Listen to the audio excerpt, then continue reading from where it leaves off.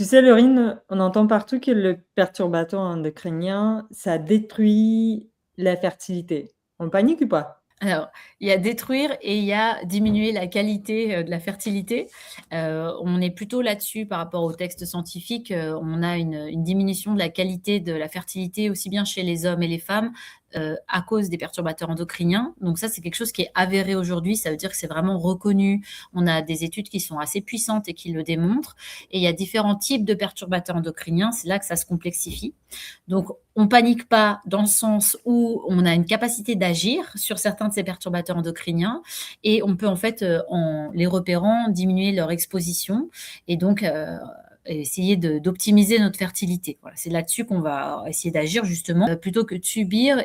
Mais il faut savoir quand même qu'il y a une partie des polluants, des perturbateurs endocriniens, dont on ne peut pas maîtriser, les expositions, notamment ce qui va être dans la qualité de l'air, par exemple, ou dans la qualité de l'eau. Voilà, c'est plus difficile de maîtriser ces expositions-là. Par contre, il y en a beaucoup sur lesquelles on peut agir et donc il faut apprendre à les identifier.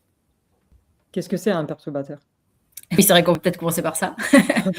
Un perturbateur endocrinien, c'est une molécule, une substance qui peut être chimique, donc créée, ou biologique. Donc c'est quelque chose qui existe déjà.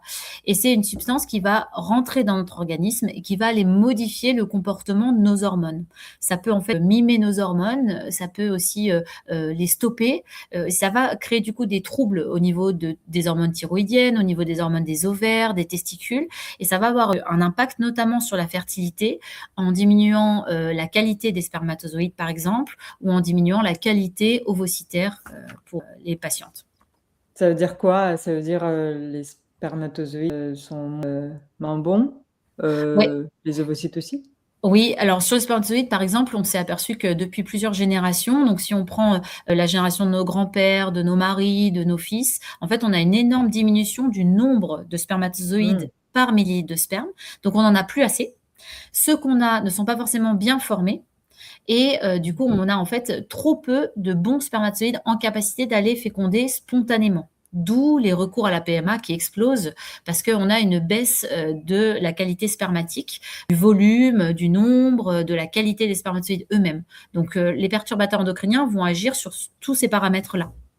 Et pour les D'accord. patientes, on a une qualité ovocytaire qui va diminuer de façon naturelle avec l'âge et il va y avoir une altération précoce en fait de cette dégradation ovocytaire à cause des perturbateurs endocriniens.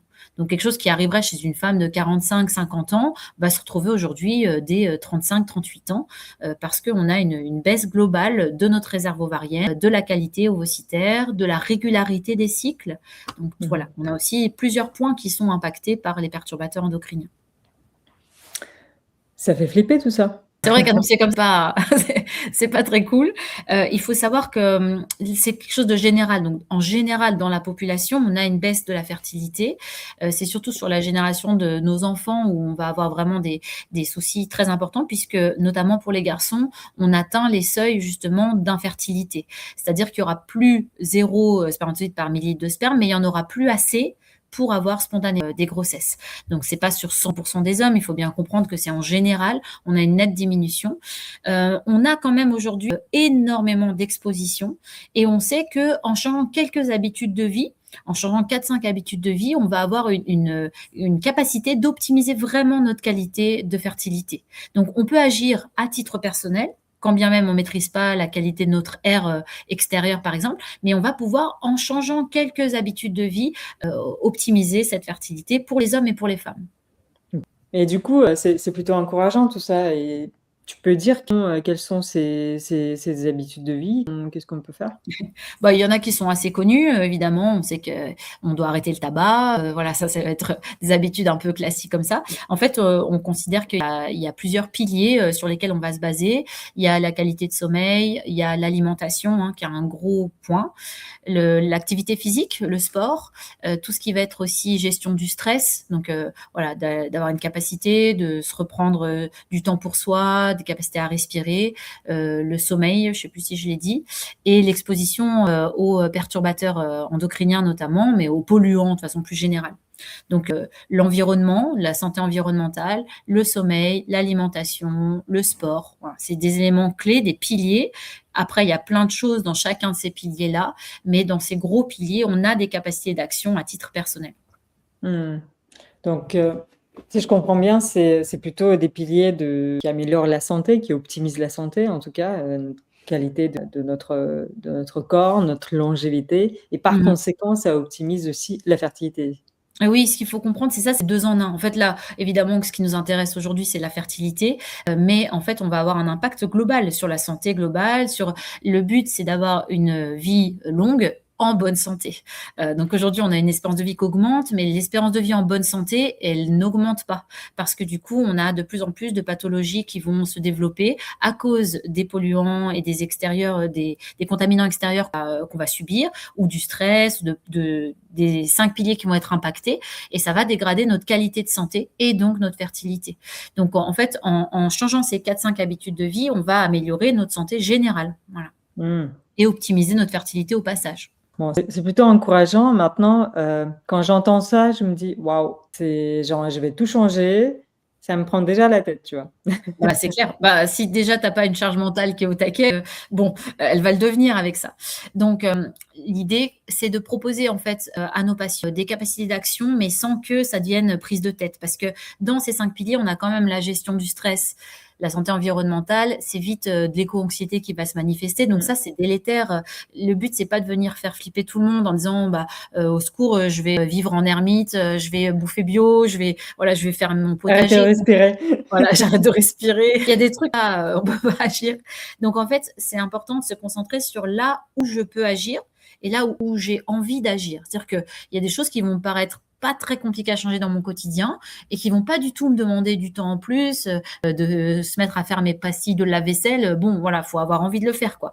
Par contre, de pas forcément réutiliser une bouteille d'eau en plastique pour boire et d'avoir juste une fois une gourde en inox qui va me durer 10 ans. Bon, voilà, il peut y avoir des petits changements comme ça qui vont pas demander énormément d'efforts, mais qui vont avoir un impact sur ma santé très important.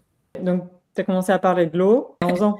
Ouais, l'eau, c'est vraiment un point important parce que en fait, on sait qu'on a énormément de polluants aujourd'hui dans tout type d'eau. Donc, en gros, ce qu'il faut comprendre, c'est qu'on n'a plus d'eau de source pure, voilà, l'eau d'Évian merveilleuse pour les bébés. Bon, non. Il y a énormément de polluants dans l'eau aujourd'hui, tout type d'eau, aussi bien en bouteille que du robinet, et on est incapable de traiter correctement les eaux. Donc ça, c'est peut-être le truc un peu stressant de ce que je suis en train de raconter, c'est qu'on n'est pas en capacité d'analyser suffisamment toutes les molécules chimiques qui sont synthétisées et balancées dans nos eaux de consommation et on n'est pas en capacité de les traiter correctement et de les supprimer. Donc, il y a des loupés, mais dans tout type d'eau. Le truc, c'est qu'il y a en plus des additifs qui vont être assez délétères pour les consommations d'eau en bouteille. L'eau en bouteille, c'est forcément, en France en tout cas, contenu dans des bouteilles en plastique. Le problème, c'est que le plastique, c'est pas fantastique. Ça veut dire que c'est un matériau qui n'est pas à l'usage du temps, à l'usure du temps, qui est pas stable. Donc, pour avoir visité des usines d'eau de très grandes marques dans plusieurs villes en France, en fait, on a des usines qui vont stocker les bouteilles d'eau dans des énormes hangars pendant des mois, en plein mois d'août ou en plein mois de juin, mais bref, en pleine canicule. Et en fait, ces molécules de plastique, elles vont se désintégrer et rejoindre l'eau de consommation.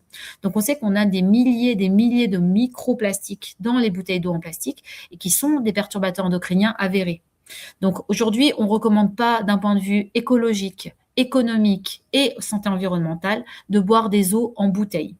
En fait, il suffit de voir quelle est l'eau qui est desservie dans votre source eau et vous allez pouvoir constater en fait qu'il y a des contrôles tout simplement qui sont effectués, qui sont déjà beaucoup plus nombreux que les contrôles sur les eaux en bouteille et qui sont faits par des organismes indépendants. Ce qui n'est pas le cas des eaux en bouteille. La plupart du temps, c'est en fait les producteurs, les industriels qui vont contrôler eux-mêmes leurs eaux et donner de temps en temps leurs résultats. Donc, on a aujourd'hui plus d'intérêt à consommer l'eau du robinet plutôt que l'eau en bouteille. Donc, en fait, à comparer, à Mm. choisir, tu préconises l'eau du robinet.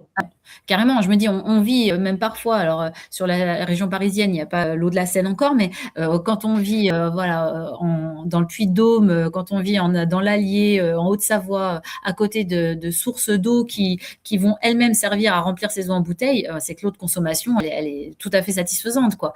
L'idée, c'est de pas d'avoir le récipient en plastique dans lequel se retrouve l'eau. Donc, en effet, je recommande l'eau du robinet pour les femmes enceintes, pour les bébés, pour pour les femmes qui sont en conception. Mmh. L'idée, c'est de supprimer les plastiques. Les plastiques, c'est vraiment le truc le plus simple à éliminer. On peut parler des tupperwares, tu vois, par exemple, en plastique, ou dès qu'on va réutiliser un truc en plastique, eh ben, on est à risque d'être contaminé par ces molécules parce que c'est pas des matériaux qui sont faits pour être réutilisés.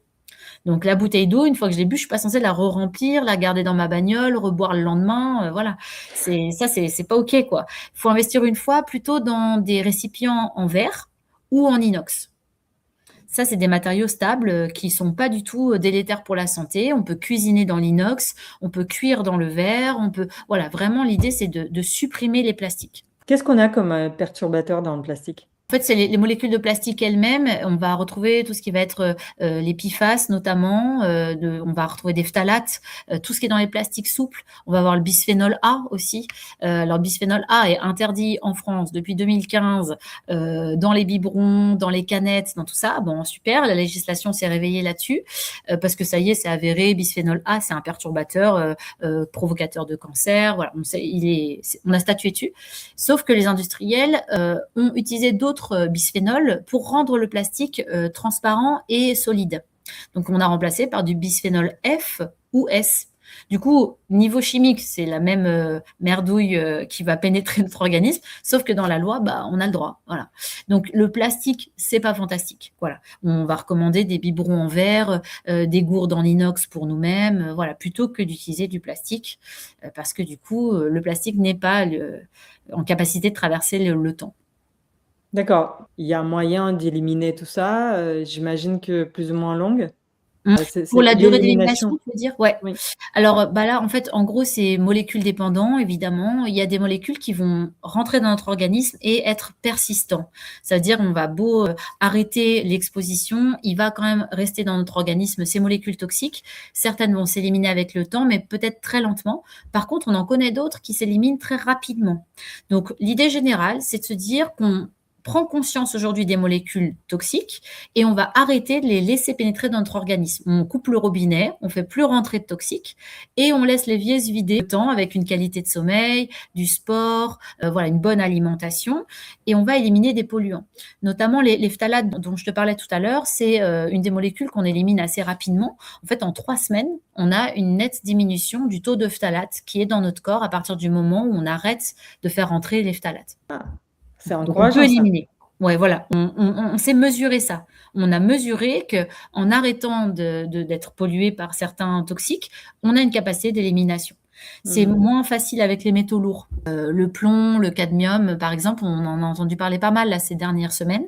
Ça, c'est des métaux lourds, c'est un peu plus long, enfin beaucoup plus long d'éliminer ces métaux lourds. Donc, on met pas tous les œufs dans le même panier, on peut pas supprimer tous les toxiques, c'est pas du tout ce que je suis en train de dire parce que c'est complètement idyllique et ce serait mentir. On va garder des polluants dans notre corps, mais l'idée, c'est d'arrêter déjà d'en faire rentrer des nouveaux et de compter sur cette capacité d'élimination en étant dans des actions de bonne santé. D'accord. Donc, il y a quand même de l'espoir. Voilà, ça c'est bien, faut retenir ça. Du coup, justement, tu dis qu'on est tous pollués. J'imagine qu'à un degré différent chacun. Par quoi commencer, en fait? Par quoi commencer? Comment les repérer? Qu'est-ce qu'il faut faire? Alors, c'est vrai que les pollutions, en fait, déjà, il y a l'exposition professionnelle. Alors ça, c'est vraiment à titre individuel. On sait par exemple que, tu vois, les sapeurs-pompiers, ils sont surexposés à des toxiques parce qu'ils sont en permanence avec des vêtements qui sont anti-feu, avec des traitements chimiques de cheval pour que ça résiste à l'incendie, quoi. Et à chaque intervention, ils refont traiter leur tenue plein pot avec le maximum de pesticides et de polluants et d'anti-feu et de retardateurs de flammes, tout ça. Donc eux, c'est une population qui est surexposée. Il faut recruter pour les pompiers volontaires, mais c'est quand même une catégorie professionnelle qui est surexposée. Si on travaille dans des laboratoires, on peut avoir pas mal de polluants chimiques. Donc l'aspect professionnel, c'est un élément qu'il faut considérer, puisque là, on a tous des expositions individuelles. Ça, c'est plus compliqué. On peut demander une réunion un rendez-vous, avec la médecine du travail pour s'informer sur les polluants auxquels on est exposé et voir si on a les équipements suffisants. Des fois, quand Mmh. on demande de mettre des gants aux mécaniciens, c'est pas pour le fun, c'est parce que vraiment on sait qu'il y a des polluants. Donc, il faut se renseigner à titre individuel pour chaque profession, connaître le type d'exposition. Tu vois, par exemple, les hôtes de caisse, elles vont être en permanence avec des molécules chimiques plastifiantes dans les tickets de caisse. Donc, on va leur recommander un lavage des mains régulier. Tu vois, pour juste ne pas garder les molécules. Voilà. Il y a des choses comme ça. Donc, rendez-vous avec médecine du travail.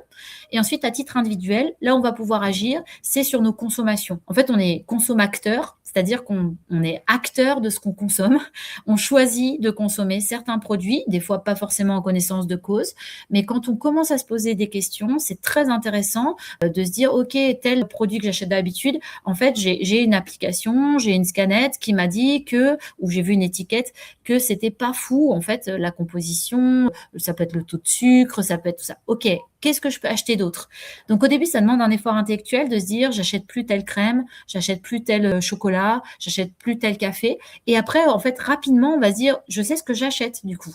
J'achète telle marque avec tel label, j'achète tel produit avec moins d'ingrédients dedans. Voilà. Donc au début, ça demande un effort d'aller chercher l'information. Une fois qu'on a, on refait ses courses normalement, quoi, hein, il n'y a pas de souci. Donc Mmh. voilà, on peut s'aider de différents outils pour savoir comment consommer. D'accord. Comment à part, la profession, donc en fait, qu'est-ce qu'on peut donner comme conseil, par exemple, pour identifier à quel point on est pollué? Commencer à identifier quelles sont les actions qu'on peut mettre en place, notamment par rapport à notre consommation. J'imagine que, on peut pas tout faire. Déjà, Mmh. ça coûte cher Mmh. et de 2, bah, comment, je sais pas, comment faire ce bilan, ce diagnostic de pollution auquel Mmh. on est exposé et comment on fait, quoi? Alors, en fait, on va pas, faire un bilan individuel, médical avec des prises de sang poussées à tout le monde. Voilà, la sécu va pas être d'accord. Donc, du coup, on peut déjà, d'un point de vue personnel, essayer d'identifier, soi-même, tu vois, le mode de vie. Est-ce qu'on a de la fatigue chronique? Est-ce qu'on a un sommeil suffisant? Est-ce que la qualité d'alimentation nous paraît correcte? Est-ce qu'on a des cycles réguliers avec des règles d'une abondance normale? Voilà. Donc ça, chaque, femme notamment va pouvoir identifier ça, mais on va pas aller faire des bilans. Par contre, ce qu'on peut faire, c'est utiliser des outils pour faire des autodiagnostics de nos expositions à des toxiques. Donc, il y a des trucs superbes qui existent aujourd'hui où en fait, on va pouvoir télécharger une appli ou aller sur un site gratuit pour pouvoir dire, OK, eh ben, j'habite dans 60 mètres carrés, en plein, je sais pas, Lyon. Je suis en ville, je prends les transports en commun, je prends le bus, je mange un sandwich tous les midis. En fait, il va y avoir différents paramètres où on va rentrer notre quotidien. On va rentrer dans quel type de logement on utilise, enfin on vit, pardon, quel type de chauffage on utilise, voilà, des choses comme ça, quels produits on achète pour le linge. Et ça va nous permettre en fait de commencer à identifier les différents polluants. Donc on a des outils diagnostiques aujourd'hui. On peut, par l'application, faire un auto-diagnostic des polluants qui nous entourent. Voilà. C'est génial ça! Mmh. OK, Donc je voilà, il y a savais des pas. outils et on peut aussi après, avec d'autres outils, aller identifier que, bah, en fait, les produits que j'achète pour mon sol, voilà, ça apparemment ça émane pas mal, il y a pas mal Mmh. de composés organiques volatiles, ça sent, il y a beaucoup d'odeurs, il y a beaucoup de choses comme ça et on va utiliser d'autres, d'outils, d'autres scanettes pour, en milieu, commercial, enfin dans les magasins pardon, aller, scanner puis dire: «OK, bah, tel produit en effet il est pourri. Ah bah, regarde il me recommande celui-là plutôt ou celui-là. OK, bah, j'essaie». Et le but, c'est de diminuer notre taux d'exposition, d'avoir Mmh. moins de polluants. C'est pas de les supprimer, c'est pas possible. C'est Bien d'en sûr. supprimer quelques-uns.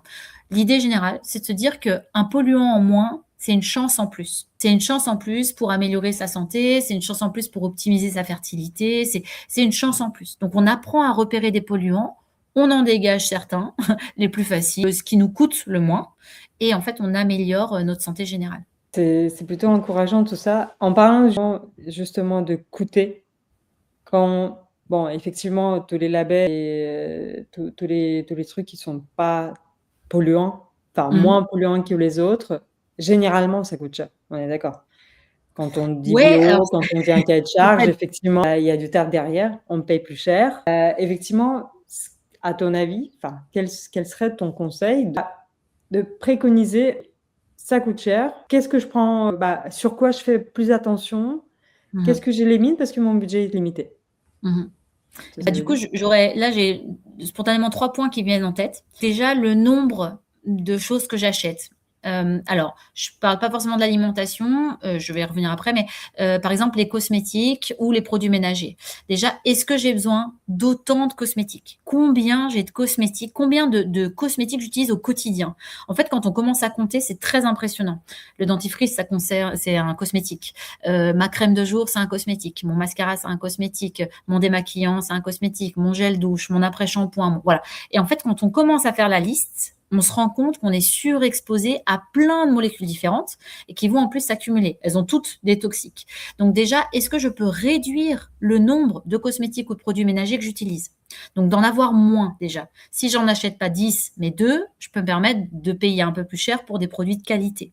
Donc Il de faut qu'on réduire le nombre. choisisse, Ouais, faut qu'on choisisse entre se laver ou se laver les dents, quoi. alors, on peut garder quand même des basiques, mais on va dire que peut-être que je suis pas obligée d'avoir et une crème pour la nuit que je vais jamais rincer, et une crème pour le jour, et un après. Je connais rien en maquillage, je suis très nulle là-dessus, mais d'avoir, tu vois, en fait, énormément de cosmétiques et de faire des full face et de jamais rincer. Voilà, ça c'est très délétère en termes de. On sait que les cosmétiques c'est très délétère.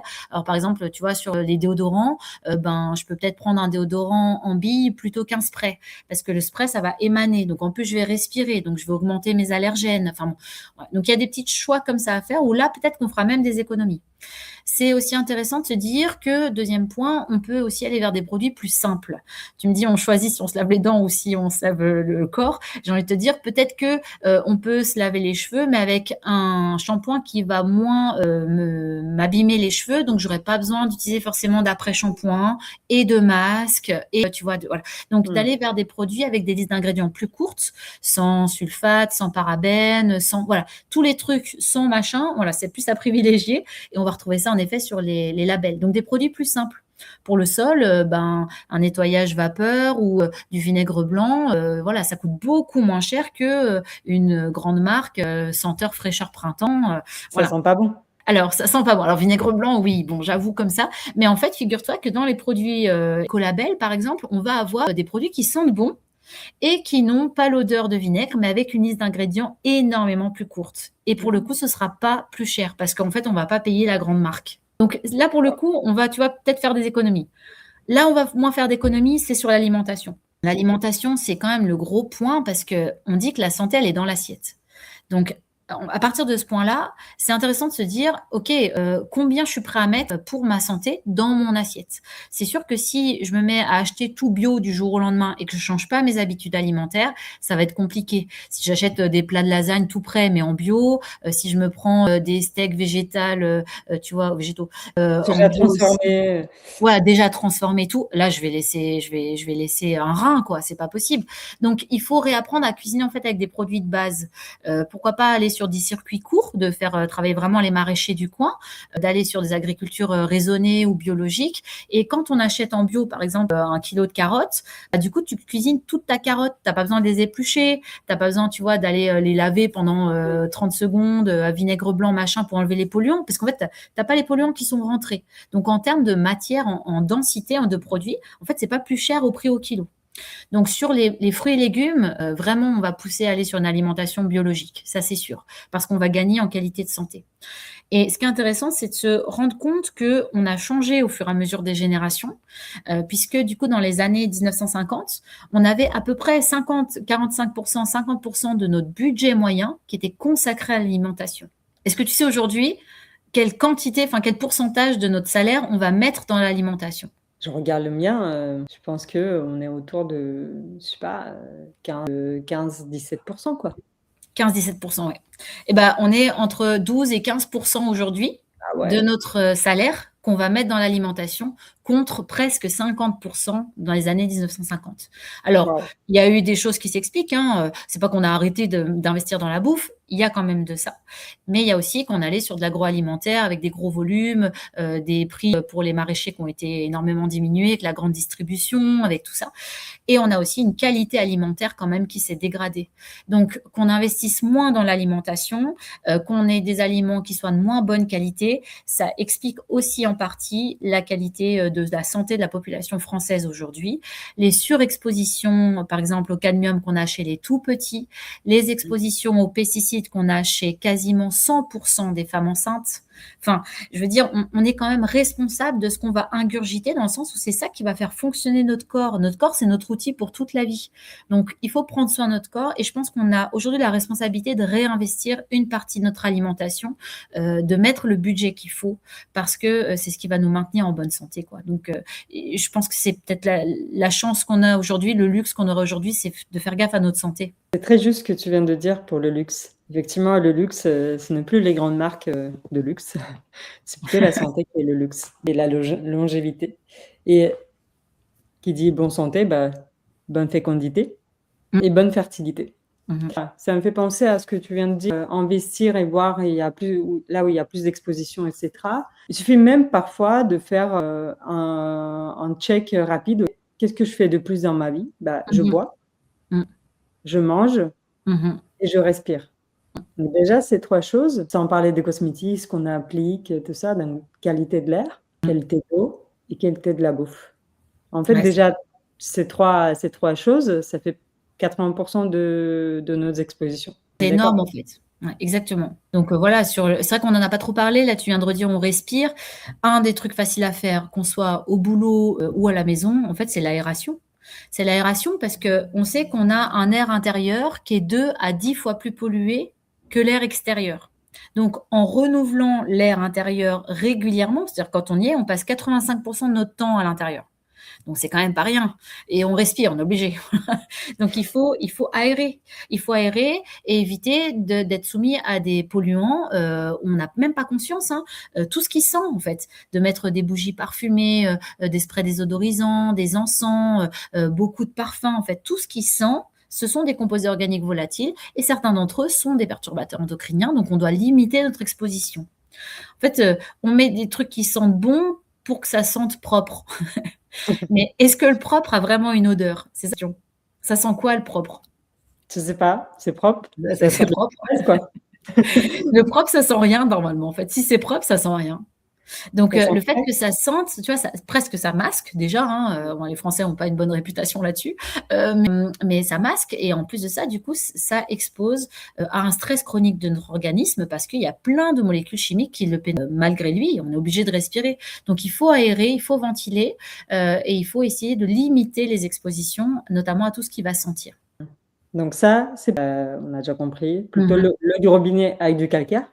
Ouais, oui, c'est vrai que c'est souvent un des arguments qu'on me dit: «Ah mais moi l'eau, il y a plein de calcaire, j'aime pas, puis pour mon bébé, j'ose pas et tout». Puis je leur dis: «Mais c'est trop bien le calcaire, c'est du calcium, voilà, oui, il aura des os solides, c'est super, voilà et puis vous aurez pas d'ostéoporose donc allez-y quoi, buvez l'eau calcaire du robinet». Voilà, il y a une capacité d'assimilation de ce calcaire-là, qui est en fait du calcium. C'est juste pas bon pour les machines, mais bon, une machine, ça change un corps, vachement moins. Donc, pour agir plus intelligemment, il y a les actions qui sont vraiment pas chères à faire, mais qui ont beaucoup d'impact, c'est-à-dire l'air, l'eau. D'ailleurs, à la limite, ça fait économiser de l'argent. Eh ben oui. Les économies, on Et peut donc les on mettre dans la bouffe. réinvestit. Voilà, exactement. Après, on n'est pas obligé de passer, tout en bio. En fait, des fois, on me dit: «Ah bah, là, vous êtes en train de me dire que si je me mets à manger bio demain, j'aurai pas de cancer». Bah non, je sais pas ce que je suis en train de dire. Il faut aussi prendre le temps d'aller respirer, faire des balades en forêt, arrêter de fumer, voilà et là, on va commencer à accumuler les chances. Donc on peut peut-être se préoccuper de ce qu'on consomme le plus en alimentation, c'est-à-dire de commencer par des petites graines comme ça, voilà, c'est-à-dire que si tu consommes beaucoup de café, bah, prends le bio, quoi. Enfin, voilà, tu bois des litres de café, essaye d'investir dans des grains de qualité, d'agriculture raisonnée ou tu vois, d'équitable, parce que du coup, en fait, c'est des cafés qui vont être de qualité. Ça, c'est pareil pour les fruits et légumes. On sait, par exemple, pour la pomme, je prends souvent l'exemple de la pomme parce que les gamins, ils bouffent des tonnes et des tonnes de compotes de pommes depuis qu'ils sont nés. C'est souvent le premier aliment qu'ils goûtent et puis ils en ont tous les jours au goûter, des pommes potes. Et donc, du coup, l'idée, c'est de se dire, OK, la pomme, en fait, elle est traitée depuis le pépin. Une pomme d'agriculture conventionnelle, depuis le pépin, elle est traitée. Et en général, elle subit en moyenne une 30aine de traitements chimiques par pomme. C'est hallucinant. Donc, t'as beau laver ta pomme, t'as beau l'éplucher, t'as beau enlever 1 centimètre, machin, en fait, tu auras des pesticides dans ta pomme agriculture conventionnelle. Donc, s'il y a un truc sur lequel il faut investir pour les gamins, c'est des compotes de la pomme bio. Ce ne sera pas 0 pesticides, il pourrait y avoir des résidus, mais c'est X 1000 fois moins, quoi, déjà. C'est fou parce que c'est très anxiogène tout ça. C'est hyper Bah, et anxiogène quand on sait tout ça. Comment quand tu on dors commence d'ailleurs, ouais, normal? je survis. Non, non, en fait, justement, quand on a ces informations-là alors quand j'ai fait la formation, je fais pas la maline, hein. J'étais vraiment en train de me dire: «OK, je crois que je vais tuer mon enfant, quoi». Enfin voilà, c'est très anxiogène, c'est sûr. Mais en fait, on arrive à surmonter ça en étant dans l'action.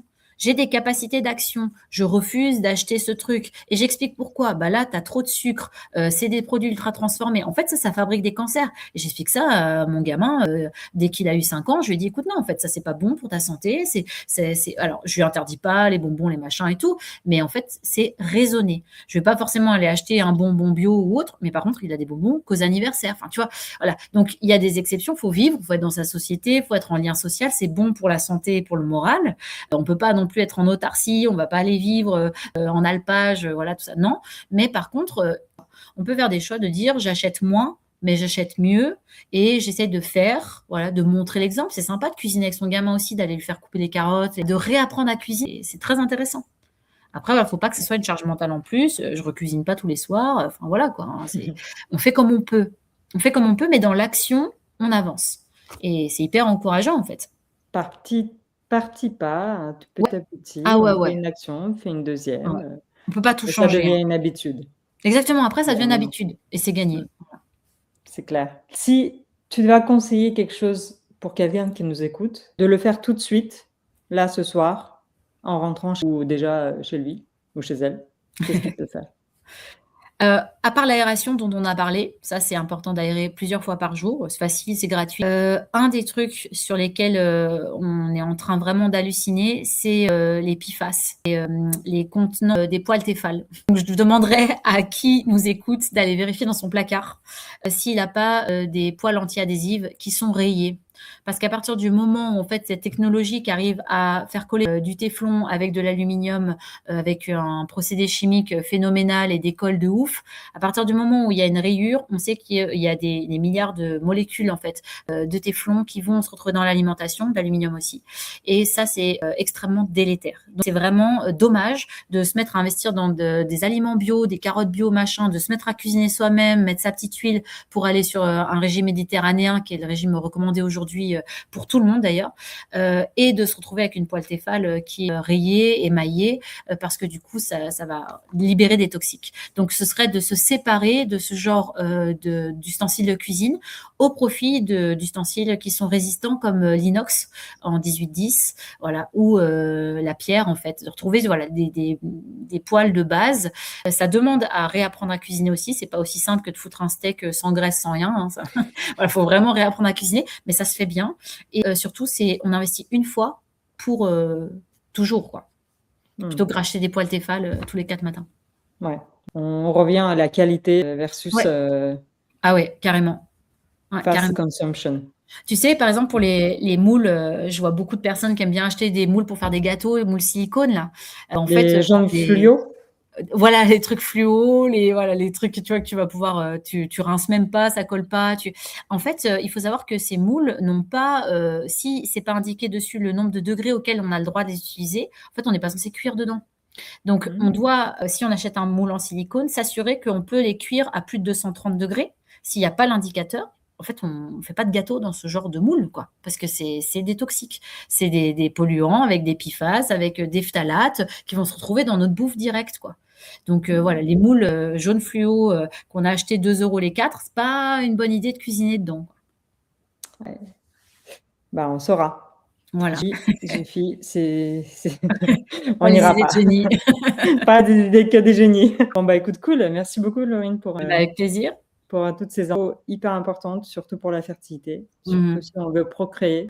Bah, écoute, j'espère que tous les gens qui nous écoutent, ils vont virer tous les poils Tefal, les rayer C'est ça. Pas et réinvestir là-dedans, une fois que c'est rayé, on jette, voilà. En fait, faut accepter de pas faire rentrer n'importe quoi dans notre organisme parce qu'après la capacité d'élimination, elle est compliquée. mmh, Donc on limite les polluants qui rentrent. C'est déjà le premier point. très bien. Ça, c'est déjà la première chose à faire. Comprendre qu'on ouvre un évier qu'on a rempli et Mmh mh. on coupe le robinet.